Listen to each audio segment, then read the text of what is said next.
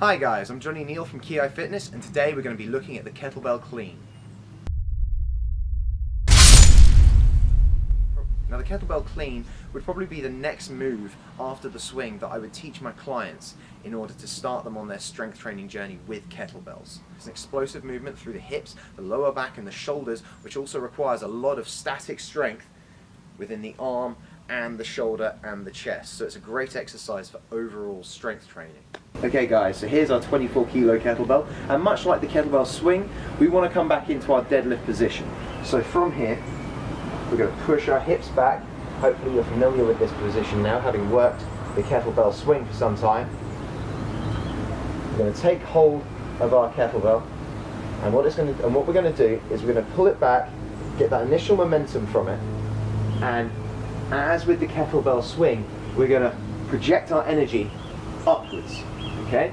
So again, it's not a hip thrust, it's a upward jump. That's what I say to all my clients, is it's an upward jump. From here, the kettlebell is going to come up to rest in this position here, in a racked position.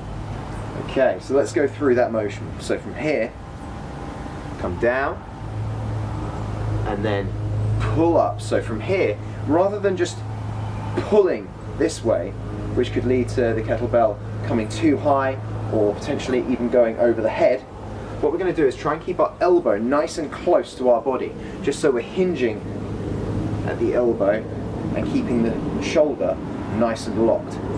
So from here, we're going to pull it up with the elbow, and it's going to come over the top of the wrist and sit nicely in this racked position in the middle of the chest. Not out here where we can tear the inside of our elbow. We just want to sit it nicely here so that when we're doing squats or a press, we've got somewhere to rest it. It's still going to require some static strength to hold it there, but essentially it's the safest place for you to rest the kettlebell while you're working with it. Now let's just go over and talk about this racked position for a moment. So where's the kettlebell going to sit? It's going to sit on the back of the forearm, just here, nice and close into the chest. Okay, so a lot of people, when they start off, they'll bring it up and they'll have their palm facing their chest, or even worse, they'll have their palm facing out, so that essentially they're having to do like a front delt hold to keep it up there. That's not what we're looking to do. We're looking to keep it into the chest and make a little nest for it here, so it can just sit and rest for a second. The other point is that a lot of people, when they bring it up, they'll let their right hand do this. Now, as you can probably tell, that's no good for the tendons and the ligaments that are supporting the wrist. So what we want to do is form a nice strong wrist and straighten it out like we're making a fist to punch someone with. Please don't go punching people. We want to keep the wrist nice and straight and sit the kettlebell on the back of the forearm so that we minimize any risk of damage being done to the wrist itself. Let's bring the kettlebell up. Wake it up here. So as you can see, guys, the kettlebell is sitting nicely in that position. It's got a little nest to sit in the crook of my elbow and on the back of my forearm. The other thing you'll notice, guys, if I bring my hand up, is where it sits in the hand. Now, you don't want it sat across the fingers, and you don't want to set it too low either. Okay, you don't want to wrap the hand around it like that. You just need it to sit diagonally across the hand, so it comes down from the thumb just down through the middle of this pad. Okay guys, so again, it's important that you grab a lighter kettlebell to practice this with, and then once you feel like you're strong enough and you've got the form right, you can move on to a heavier kettlebell. So from here, we're going to reach forward, grab hold of that kettlebell, and we're going to do the same hike that we did with the kettlebell swing. So from here, it's going to come between the legs, give us a little bit of inertia.